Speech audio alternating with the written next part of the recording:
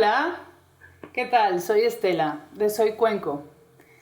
Vamos a aprender a apagar nuestro cuenco.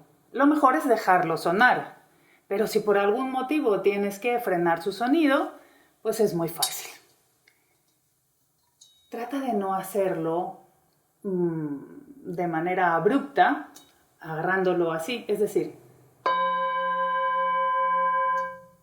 no.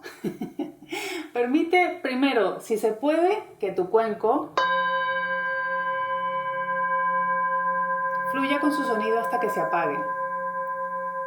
Si por alguna razón tienes que apagarlo, hazlo muy suavemente, acariciando sus paredes por fuera, de forma que se silencie de forma gradual. Y eso es todo. Gracias por resonar con nosotros.